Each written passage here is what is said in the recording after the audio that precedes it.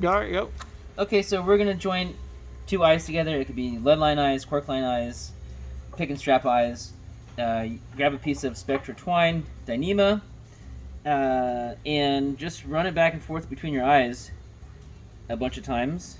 Now, you can work with your supplier to find out break strengths and find out how many passes you need, but this stuff is so strong that generally, if you just load it up with what it can take, this stuff's just so strong. But you can crunch the numbers with your line supplier, so you put on however many wraps you need to achieve the strength that you're looking for.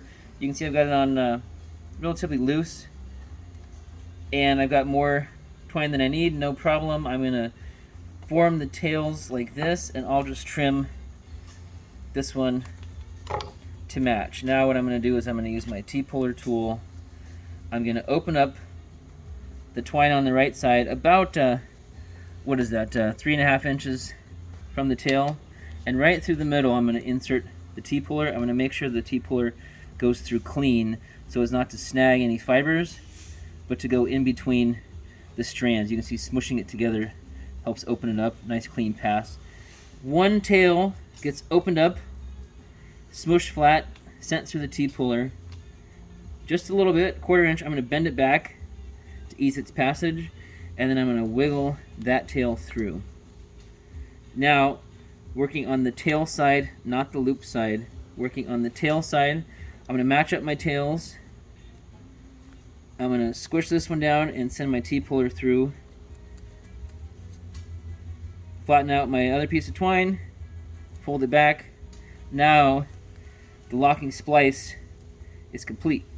You can see I just pulled the tails against each other. You know the splice is done correctly. If you pull the loop, it only tightens on itself. Up next, we got to bury this tail. So give yourself some slack.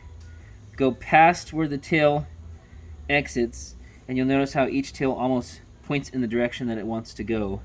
So this tail is going to go this way. I'm going to go past it. I'm going to open up the line, insert my T-puller through the center of the line. And here you want to be careful not to snag any strands throughout the entire process. And smush to open it up. The T-puller is working its way through. Exit the twine 1 line diameter away from the splice. That proportion holds true for any size Dyneema that you're working with. So here's my exit, 1 twine diameter away from the splice. I'm going to smush all this gear down. I'm going to put the tail in and give it a real hard fold back. I'm going to smush all my gear up to the tail. I'm going to bunch it back, and I'm going to twist and pull while kind of squeezing with my fingers. And you'll see that that tail milks right through. I'm going to pull it right up tight to the splice, and then I'm going to milk it back from the splice, and you can see it just takes it right in. Let's do the same operation on this side. It's folded back that way. Let's pull out some slack so we can get our T-puller in, go past the tail, open up the gear, clean entry. Let's make sure we got a clean run all the way through as we work it towards the splice. T-puller exits cleanly, 1 twine diameter away from the splice. Back everything down to get some room. Tail goes through the T-puller, nice hard fold back. All the slack goes up. And here's my wiggle jiggle, twisting and turning with my fingers on my left hand as well as the T-puller in the right. Sliding all that slack towards the splice, milking all that slack back. Then you can even up the slack on your passes that you've done for your for joining the two eyes together.